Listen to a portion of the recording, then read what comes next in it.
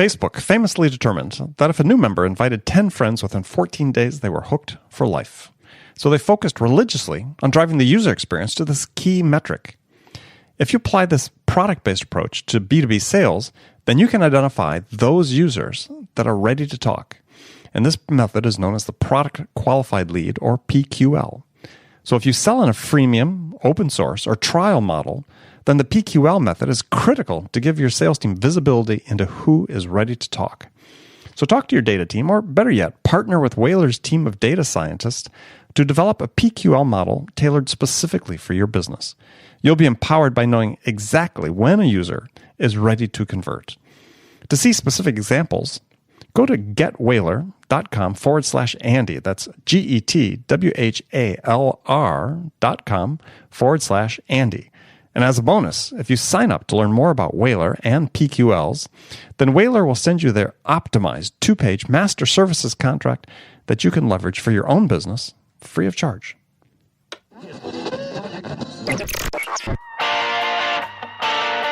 It's time to accelerate. Hi, this is Andy. Welcome to another edition of Frontline Friday with my regular and very special guest, Bridget Gleason. Now, before we get to the show, Bridget and I have a favor to ask of you. We'd really appreciate it if you took time right now to leave a review for this show on iTunes. And while you're there, click the button, subscribe to Accelerate. Make sure you get Frontline Friday automatically each week. Also, we need to hear from you. More specifically, we need your sales questions. I mean, what can we answer for you? What challenges do you have that we can help you with? So go to accelerate.fm/frontline and enter your question there.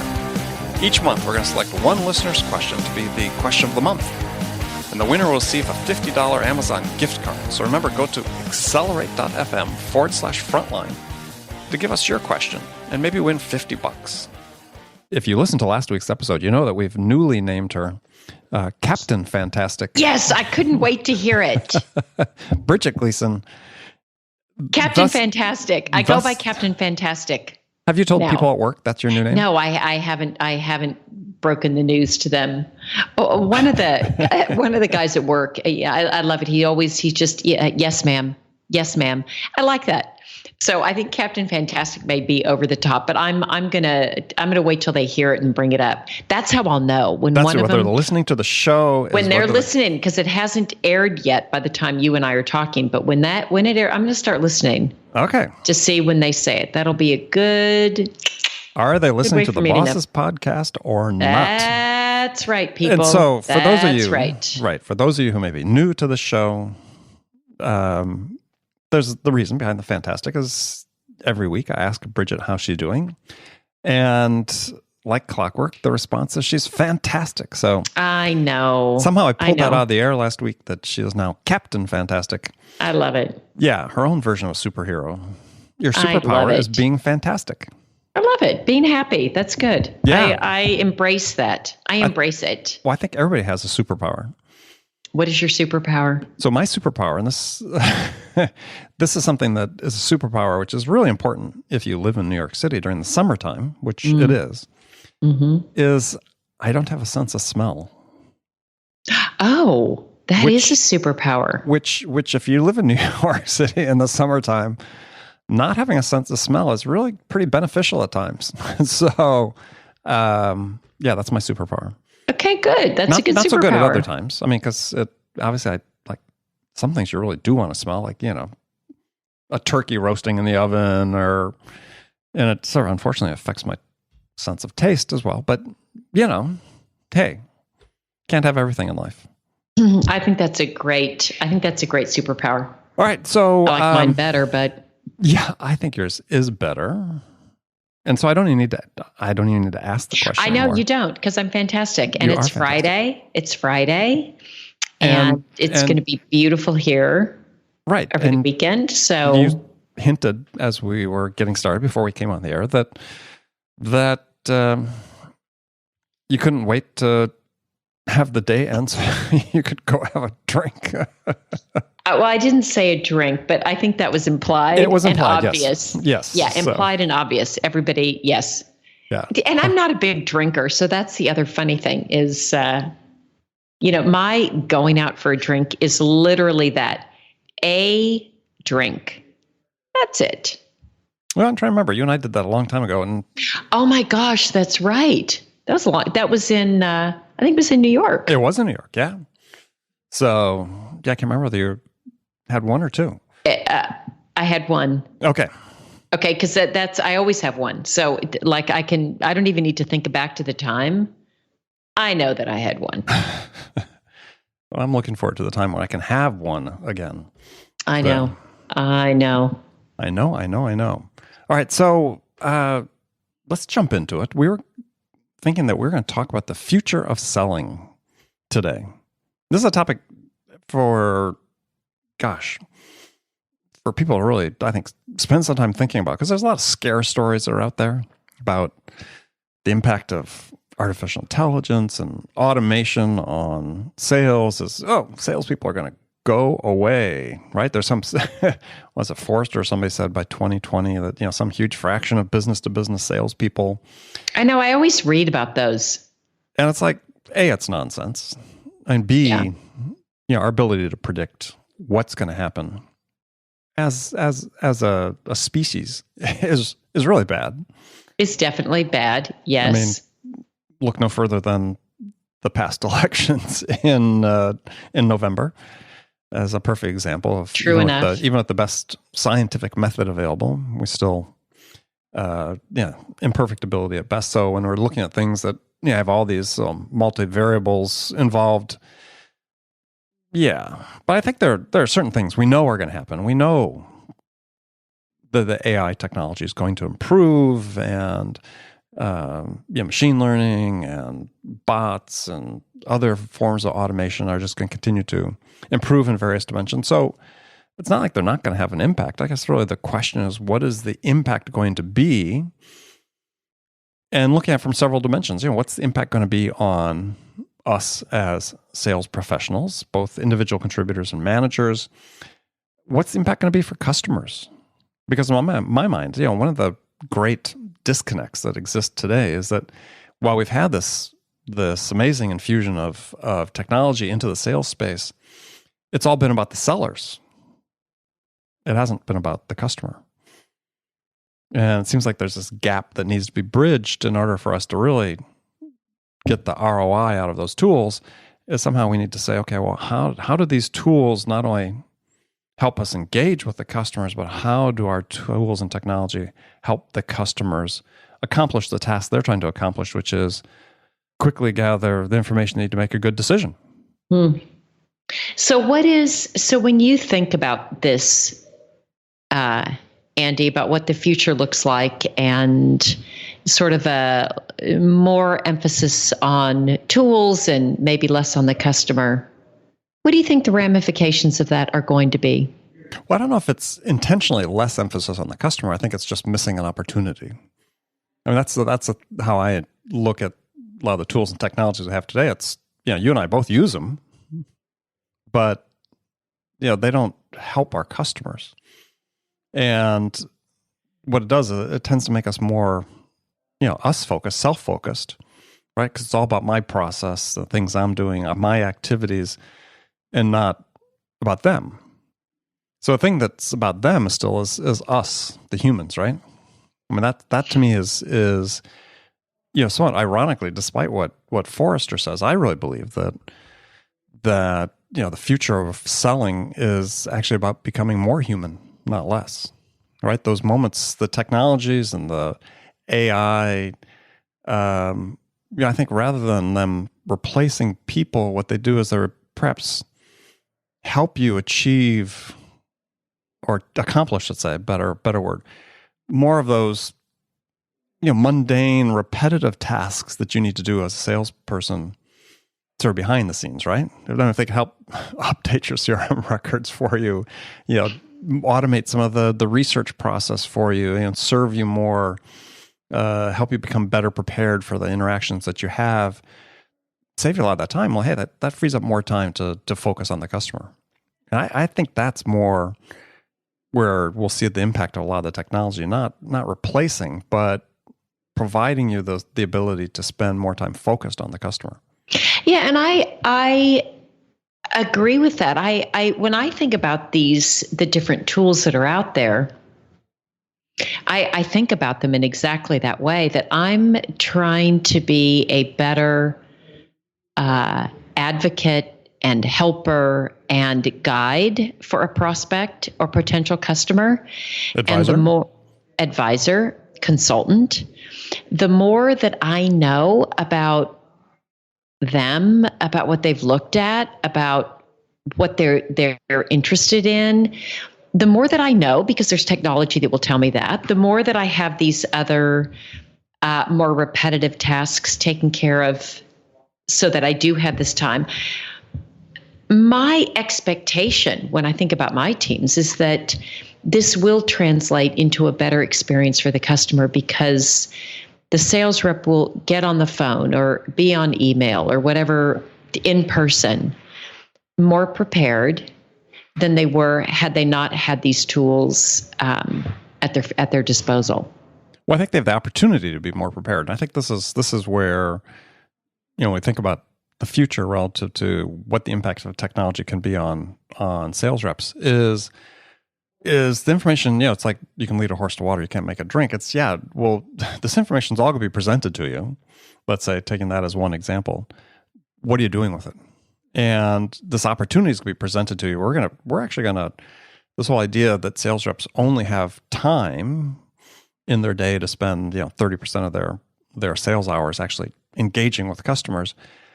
Yeah, I think the technology is going to make that number grow substantially. And so, yeah, what are you going to master and improve in yourself so that you can take better advantage of those hours?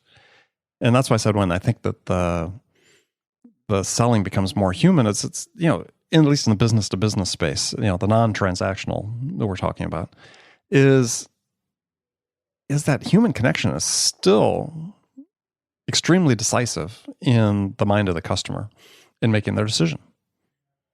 And so I think that more time, more energy has to be focused on, how do I master that interaction? And right now, a lot of the attention is focused on, how do I master my process? How do I master? And we give short shrift to that moment. We give lip service to that moment of interaction. Yet there are moments of interaction. And I think a well-run sales process should be in service to the interaction. Yeah. So that's why I would extend that to the technology, right? As I talked about. Why? And the technology and a well-run process, that a rep that knows how to run. I'll give you an example of this that we talked about at our sales meeting this week, is that we just won this company, who shall remain nameless right now, because we just won this deal, but they are a very large enterprise customer. It's a very strategic win for us. We're a tiny little company out of Tel Aviv, in case anyone's forgotten. We've been around for less than 2 years. So we're really the no name in the space, and up against some very other big log management companies. Except they have a superhero. They do have a superhero. They do. There is a superhero on our team. Yes, That's true. And I don't know if everybody has a superhero. And the company also makes a product that's competitive to ours. Okay. The customer makes a product that's competitive to yours. Very interesting. Yes. And we won this deal. And one of the things they said is, one of the reasons they won the deal that they cited was the relationship. That we were a company that was easy to deal with. They liked the process. We were responsive. We ran a good the sales rep on this is stellar. But everybody, top to bottom, all throughout, was extremely customer focused. And they said that was one of the key factors. They were looking for a partner. And they knew we demonstrated in this process that we were really going to be there as a partner, and we were going to show up, and we were going to answer the questions and be responsive and all the things you're talking about. And what's the key word that you haven't said yet, but is at the heart of what you're talking about? Starts with the letter T. Trust, right? I mean, it's trust. Everything that you talk about sums up in they trust you. Yeah, it's definitely trust. I mean, trust is a big piece of it, but there's also, Andy, in addition to trust, is this you can trust someone, they can still be difficult to work with. Sure. And so I think it was this combination of trust, but also there's not friction in working with you. Right. All throughout the process. So I sort of chalk that up to trust. I mean, I have a similar story where at one point in my career is selling to this also huge enterprise, shall go nameless, but had 3 initials. And they made a product that was competitive with the one we were trying to sell them. And they had a division with 300 engineers devoted to. Yeah. And so we're at a pretty critical point in the process. And I brought my boss, CEO of my company, down to meet the CEO of this division of this big company. And meeting went great. And we built a great relationship. We had delivered every step of the way that we said we were going to during the sales and buying process. And as we leave the meeting, my CEO turns to me and says, "No way we get this deal." I said, "Well, first of all, you're wrong. But secondly, why do you think so?"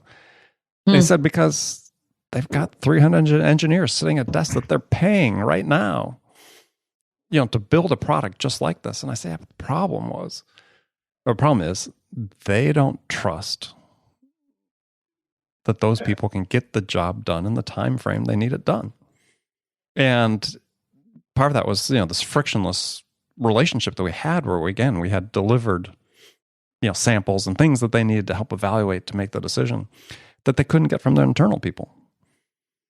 And isn't that sort of an ironic situation where you trust people outside the company more than you trust people inside? I think sometimes it's trust, like you said, that you trust outside more than inside. I think sometimes it's where do you want to apply your resources? Mm-hmm. So I think in our particular situation, they know that the resources that they have internally are better deployed on something that's really their maybe core expertise other than what we're able to provide as a service. Sure. So I think there's that part of it too, is just making this, there's this trade-off. And so maybe it's trust in a different way. We trust you to operate sort of like you're one of us. We trust you. And in this relationship, we need to know that you're going to take it as seriously as if we had people internally doing it. We need to feel that you are an extension of our company, our team, and that it's going to matter as much to you as it does to us. And I think that's another level of trust that came into play. Yeah. So, and when you look at that, what you achieved, which congratulations, by the way. So when you look at that, what part of that would change, 3 to 5 years out with, enhanced use of artificial intelligence, bots for chat and other, machine learning? I mean, what would come down the road that would replace that human to human relationship that you just described? Yeah, I don't see that. I don't see that piece getting replaced. No, I don't either. But that's why I wanted to ask. See if you thought. Yeah. Oh, I totally agree. I don't think that's what gets replaced. I think the artificial intelligence and the chatbots and the better technology and the tools help us, enable us to have more conversations that end in a buyer and a seller coming together and having a meaningful exchange, because we eliminate the people that aren't. Hopefully we get better at putting together better connections, that I'm better able to identify, this really is a person or a company that can benefit from what I have, as opposed to a lot of misses. Yeah, and I think what I hope. But I don't think it'll change the human element at all. Right. Well, I think that's one of the things that the improved technology will do is evolving technology. Not say improved is give you signals about perhaps conversations you should be having with specific individuals.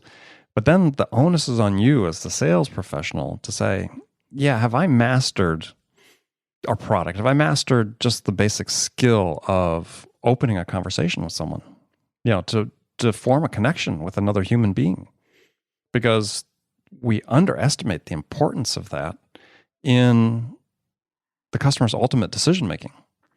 We still have this myth that has been built up over time, is that sort of the customer's perception of us is cumulative over interactions, where actually the customer can form a perception of you up front that flavors the entire perception of you over the course of the deal. And you may have lost the deal in the first interaction, not even being aware of it. Not lost in the sense that they told you to get rid of you, but you just, you come off badly compared to the other people they're talking with.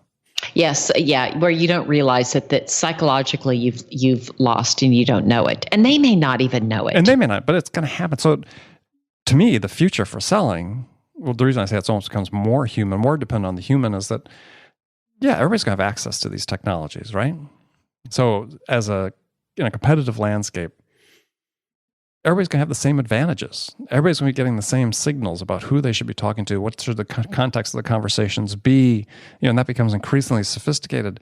You still need to go execute it with another person. And the quality of that execution is going to be a huge difference maker. And anybody that says that that's not the case is deceiving themselves. Yeah, it's interesting. We have one of my directors, my sales directors, who's in Tel Aviv. When she does a lot of training for new reps, just to help them get on board, and she always leans toward the interpersonal and the connection. Mm-hmm. And sometimes there's some of the reps that feel like, wait a minute, this isn't sales training.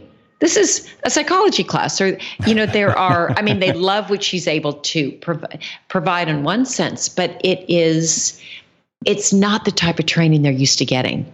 They're used to getting the very tactical, right. Very technical, as opposed to the interpersonal. And she's always driving home, what's the relationship? In fact, this customer that we talked about, they didn't do a proof of concept.